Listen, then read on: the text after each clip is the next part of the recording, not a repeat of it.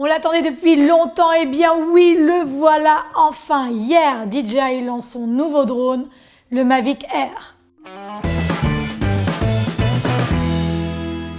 Salut les amis et bienvenue dans une nouvelle Geek News spéciale drone et lancement DJI aujourd'hui. N'oubliez pas de vous abonner si ce n'est pas encore fait. Il y a quelques semaines de cela ont eu lieu à Las Vegas les CES, Consumer Electronics Show, où différentes grandes marques présentent leurs nouveautés. Lors de ce salon, DJI n'avait pas vraiment présenté de drone, ce qui nous avait à tous paru un petit peu bizarre. Et voilà pas qu'une semaine plus tard, des rumeurs commencent à circuler comme quoi il y aurait un nouveau drone sur le marché. Et badaboum, ça vient nous tomber dessus. Hier, DJI lance le nouveau Mavic Air. Alors on va voir rapidement quelles sont ces nouvelles fonctions et vous allez voir qu'il y en a pas mal. Lors de la présentation, DJI présente leur nouveau drone comme étant le drone le plus portable, le plus intelligent et le plus puissant du marché. C'est un drone ultra compact. Comme vous pouvez le constater, son design il est un peu à mi-chemin entre un Mavic et un Spark.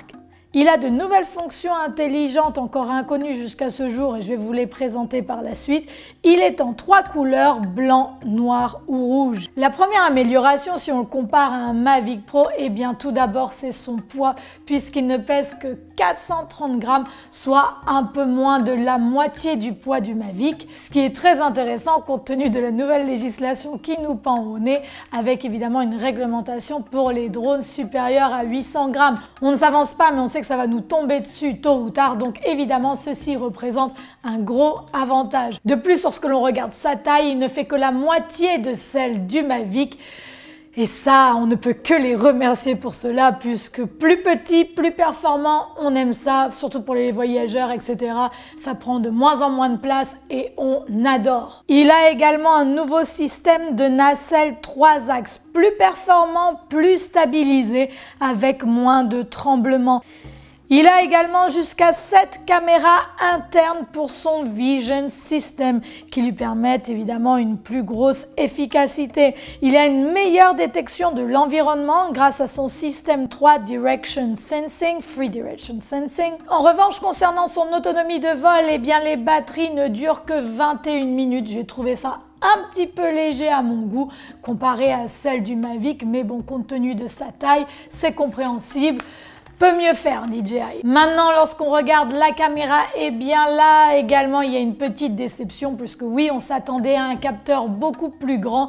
Eh bien ce n'est pas le cas. Le capteur est identique à celui du Mavic avec un capteur 1.2.3, mais on est sur du 24 mm qui ouvre à 2.8 contre un 28 mm qui équivaut à 35 mm sur le Mavic, qui a une ouverture de 2.2. Et j'ai des petites réserves concernant cette caméra. J'aimerais beaucoup voir ses performances en basse lumière. Affaire à suivre. Il filme en 4K en 30 images secondes, mais au lieu d'avoir un 60 MB par seconde, cette fois-ci on est du 100 MB par seconde, ce qui est beaucoup plus rapide. En Full HD, il peut également monter jusqu'à 120 images secondes, ce qui n'était pas disponible sur le Mavic Pro, puisque pour cela il fallait descendre à une résolution HD. Concernant les photos, cette fois-ci on est encore sur du 12 mégapixels. Cependant il y a un nouveau mode de photo panorama et le truc génial avec cette fonction c'est qu'il va assembler tout seul 25 images et ça va être directement stocké sur notre carte SD. On le rappelle, pour avoir de tels résultats on avait besoin d'un autre software ou d'une application externe, ce qui pouvait être plus ou moins difficile dépendamment des programmes. Maintenant hop, on peut tout faire directement depuis notre application et ça va être génialissime. Un autre truc super cool, c'est qu'à l'intérieur du drone, il y a une capacité de stockage de 8 GB. C'est-à-dire que si par exemple vous n'avez plus d'espace sur votre carte mémoire, et bien là ça va être automatiquement sauvegardé sur votre drone directement. Très bonne initiative. Les fonctions intelligentes, en plus d'en avoir de nouvelles, les anciennes ont été améliorées, comme par exemple maintenant l'Active Track, on n'a plus besoin de sélectionner la personne en question. En plus de cela, l'Active Track se déconnecterait beaucoup moins facilement. J'ai hâte de tester. Autre option également qui déchire, c'est que le Mavic Air est désormais équipé des modes Quick Shot. On le rappelle, ces modes existaient déjà sur le Spark. Quick Shot égale shot rapide. Ce sont des mouvements de drone déjà enregistrés dans votre application et à l'aide d'un clic, vous allez pouvoir avoir des rendus cinématographiques comme par exemple faire un 360 autour d'une personne et vous n'aurez strictement rien à faire à part appuyer sur la fonction en question. En plus des Quick Shots qui étaient disponibles sur le Spark, ils en ont additionné de nouveaux. Et là, tenez-vous bien.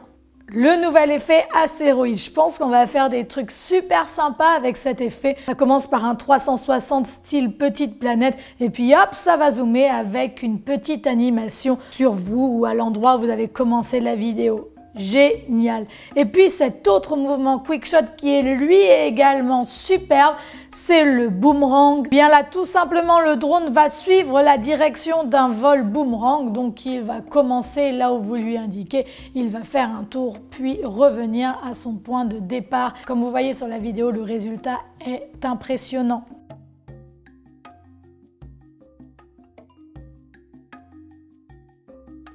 On va pouvoir également contrôler le Mavic Air avec la palme de notre main.